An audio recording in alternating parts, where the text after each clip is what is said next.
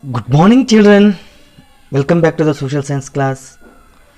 In our previous class, we know very well we have successfully discussed about the population of Karnataka. So, as we have successfully discussed about the population of Karnataka, no, today we are about to start one more new lesson from the economics, which is none other than poverty and hunger.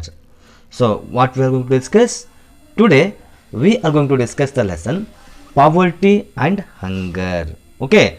So, as I am about to start poverty and hunger, no, before going to start the lesson, let me tell you what are the important concepts which we are about to discuss in this lesson. See, first of all, we are going to understand the meaning and causes of poverty. Okay. Next, we are going to understand the concept of poverty line. And next, the extent of poverty in India. Next, the meaning of hunger and food security. Next, we are going to discuss about the gender dimension of hunger and poverty. So, next is the need for food security and measures taken for ensuring it. And along with that, the last but not least is about the ongoing measures for eradication of poverty. So these are the some of the important concepts which we are about to discuss from this lesson or from this chapter. Okay. So now I am going to give a brief introduction about poverty. So what exactly you mean by poverty and how we are going to understand the meaning of poverty. Okay. Say, listen carefully. You must have observed life around you. See, in our day-to-day life, you know very well, many people are going to lead the life in our society. And you also know how you people are leading the life. And at the same time, the people, those who are living just beside by you also, you are seeing how they are leading the life. Okay. Poverty is found both in urban and rural areas. So usually this poverty is there, no? It is going to be found both in urban areas and even in the rural areas. See, in simple words, how I am going to explain the poverty means, you all know what are the basic needs of human beings. So the basic needs of the human beings are food, shelter and cloth. If a person is unable to fulfill these basic needs, then automatically we are going to understand that that person is leading the life below poverty line. Okay. If a person is unable to fulfill the food, unable to fulfill the cloth and unable to fulfill the shelter, then automatically we are going to consider him as a person who is leading the life below poverty line. Okay.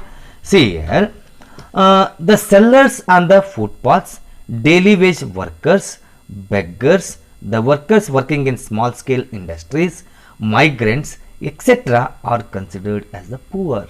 See, usually when you are roaming in the market, no, you are going to see many of the people, those who are going to sell on the footpaths and daily wage laborers in the sense, so every day they are getting the wage. So in a sense, if they won't get the work that day, they won't get the wage only. So every day it is compulsory for them to work, and if they are going to work every day, then only it is possible for them to lead the life. Okay. And next you see the beggars. So usually whenever you are going to the market, no, so along the market or near the temple or near the mosque or near the church, you are going to see many of the people, those who are known as the beggars. Okay. And apart from that, no, the people, those who are working in the small scale industries and even the migrants, so these people are going to be considered as the poor. So why they are going to be considered as poor? Because they are going to face the difficulty in order to fulfill their basic needs, that is the food, cloth and shelter. Okay. So as they are going to face the difficulty to fulfill these basic needs, no, they are going to be considered as what? The poor. Okay. Next you see, in the rural areas, the landless agricultural laborers who work in others' field, the small and the very small farmers with the tiny patches of land, people engaged in occupations other than agriculture like basket weavers, potters, blacksmiths, etc. live in poverty.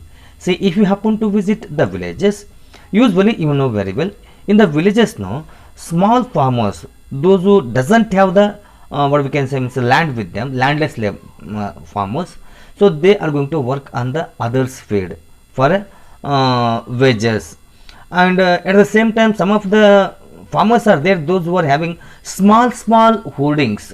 So in the sense 1 acre or 2 acre. So the people, those who are having this much of small land, no, they are also going to have the difficulty related to the poverty. They are also leading the life below poverty line. Okay, and even some of the people, those who are going to engage in the other occupations like basket weavers, potters, blacksmiths, so many other people, they are leading the life below poverty line. Okay, so poverty line in the sense where the people are unable to fulfill their basic needs. So if the people are unable to fulfill their basic needs, no, then automatically that is the status or the situation which we are going to call that one as the poverty. Okay, so next is the poor people are not able to earn sufficient income to get 2 square meals a day, and they suffer from malnutrition. See, it is very important for us to understand. Now you see, the poor people are there, no, it is very difficult for them to rise the income only in order to meet their 2 square meals per day. See, as they are going to face the difficulty in meet 2 square meals per day, they are going to be considered as the poor, and they are going to suffer from malnutrition. They do not have means to take care of their health and therefore suffer from illness.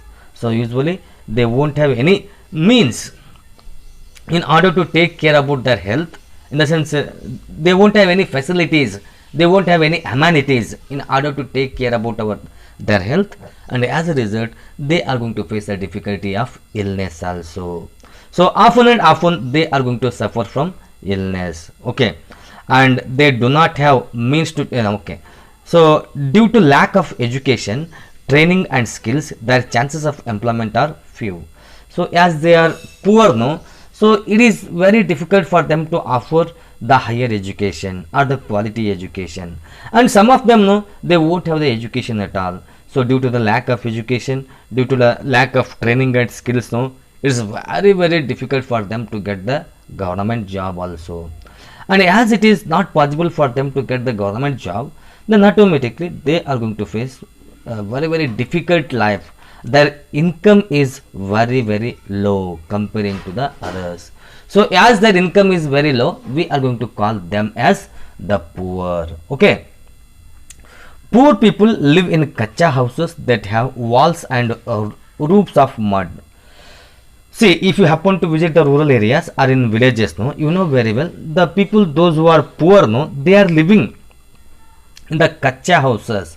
So kacha houses means they have been walls that have walls and roofs of mud. So usually the roofs and walls, no, they have been made with the help of mud. So at present, you know very well, in urban areas we are going to have the pakka houses. So pakka houses means the houses have been built with the help of bricks, cements and iron and steel. But usually the people, those who are going to be known as the poor, no, it is not possible for them to construct the houses like that. So as a result, what they are doing, they are living in the houses which are going to be known as the kacha houses. Okay, and coconut leaves and grass. So they have been made by coconut leaves as well as the grass also. They may be living in small tents or huts made of tin seats on the roadsides or under the trees. So usually, you know very well, as it is not possible for them to construct a good house, so they are going to lead the life in a small tents or huts made of tin seats and roadside or under the trees. So sometimes, no, people are going to lead the life under the tree, and sometimes they are going to have their tents just roadside and they are going to lead their life. Okay, The area in cities where such people live are called slums. So usually in cities also, in urban areas also, we are going to come across the people leading the life in the same way. And if that type of people are going to be found in the city or in the urban areas, no, we are going to call that area as the slum area. Okay, so thus the condition in which people are deprived of their fundamental like food, clothing, shelter, education and health is called poverty. So as a result, the whole what we are going to call means, if the people are totally denied or deprived from the fundamental needs like food, clothing, shelter, education and health, then they are going to be called as, or that situation is going to be called as poverty. Okay. However, to identify poverty and measure it, we need specific yardsticks. See, it's very difficult for us to measure this poverty also. In order to measure the poverty, we need to have some specific yardsticks. So before independence itself, Dadabhai Naoroji used the concept of poverty line to identify the poor. So before the independence, means before 1947 itself, Dadabhai Naoroji, he used a concept of poverty and he identified, he advised how to identify the poor also. Okay, so after the independence also, the poverty line is being used as the yardstick to measure poverty. So after the independence also, we are going to follow the same yardstick and we are trying our level best to understand the poverty line in our country. Okay, then what is poverty line? Poverty line represents the estimated minimum level of income needed to secure the basic necessities of life. See, whatever the estimated minimum level of income is there, no, if the people are getting below that, they are going to lead the life below poverty line. So it indicates the capacity to incur the minimum expenditure to meet the subsistence or basic necessities of a human being, to keep him or her in good health and decency. Okay, so it is very important for us to understand these things. And in 2005, Suresh Tendulkar committee adopted the monthly per capita expenditure MPCE on education, health, electricity and transport along with food to determine the poverty line. Later C. Rangarajan committee, following the Tendulkar's committee's recommendation, fixed the poverty line expenditure at rupees 32 in rural areas and rupees 47 in urban areas. But measurement of poverty is still a continuous issue. Okay, so the Tendulkar's committee as well as the Rangarajan committee, so these two committees work very hard how to measure the poverty line in our country. So at the international level, the World Bank identifies a person who is unable to spend rupees $1.25 per day consumption as being below the poverty line. According to this criteria, nearly 41% of people are poor in India presently.